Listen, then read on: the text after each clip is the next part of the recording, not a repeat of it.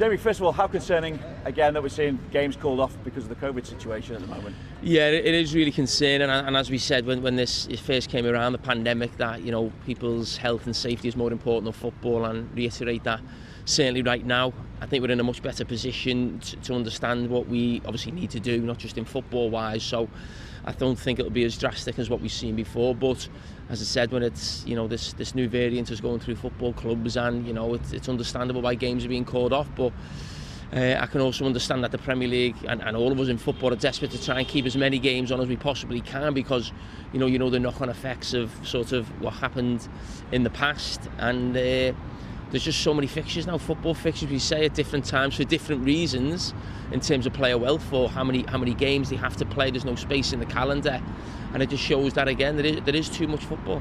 Does it call into question the integrity of the competition when some games are being called off but others are still going ahead?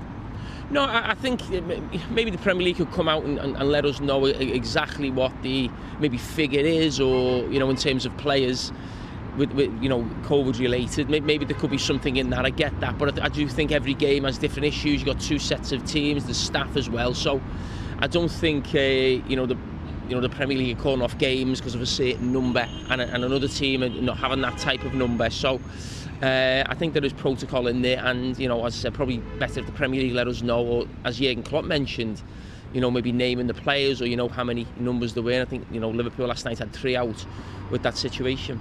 We saw an Everton side last night as well, not decimated by COVID, but various injury situations. There was a bit of illness in the camp as well, yet they were able to get a big result at Stamford Bridge, which also impacts Liverpool in the title race as well. Yeah, it was. I mean, that kicked off just before the Liverpool game, 15 minutes before. So I was at Anfield last night, so I was keeping up to date with the score at Chelsea.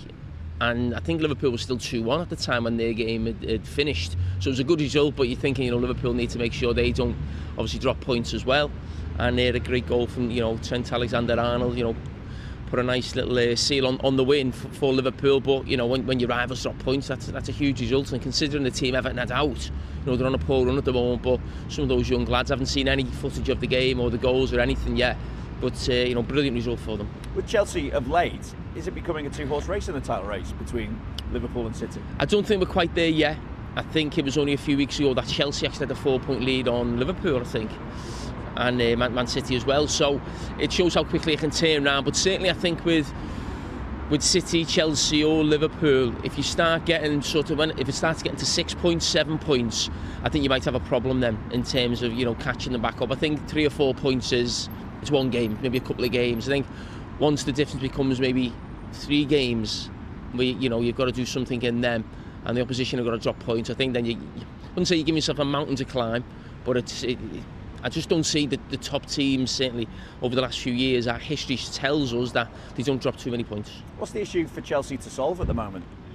Well, it's just interesting that Lukaku hasn't come straight back into the team. It was really interesting seeing Thomas Tuchel's interview, I think, before the Everton game, talking about Lukaku and trying to bring him back in, talking about his fitness and talking about the energy and the intensity in the team when Lukaku had been out, and he'd been happy with that, with the attacking players. So I'm not sure, as I said, how the game went last night, but there's something in that, because he was absolutely a star at the start of the season, and maybe he just hasn't got back up to speed as quickly as Chelsea would like. And we're seeing City without that recognised striker, but able to hit 7 past leads the other night. Yeah, unbelievable. Looking at City right now, I still think they're my favourites to the title. I think there's very little between them and Liverpool, but you see them on a night like that, it's they're fantastic. And I mean, Liverpool, to be fair, have not really played with an out-and-out striker since Jurgen Klopp came. You think of the role of Roberto Firmino, and I think Manchester City have taken that onto another level where there's no real striker at all. You couldn't even pinpoint it, and there's different players interchanging,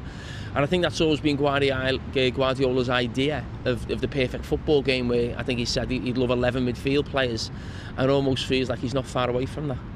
Just on Liverpool though as well, you mentioned the 3 players who obviously missed last night through COVID. That's a situation that obviously you would hope now that the protocols kick in and will have been managed and will not see other members of the squad being affected by it. Yeah, you'd hope so, and I would imagine now when people are talking about maybe stopping games or stopping the Premier League or a circuit breaker, I just think maybe the players have to go back to where they were at the start of the pandemic, where I think they were travelling into maybe the training ground alone in the car. They weren't maybe showering or, you know, having food after training. And maybe it just needs to be a little bit more stricter at training grounds now and go back to what it was before we get to a stage where we have to stop the season or stop a weekend football because the congestion in the fixture list. You think of where the World Cup is, you know, next season, if this season prolongs into the summer and that, it's just a knock-on effect.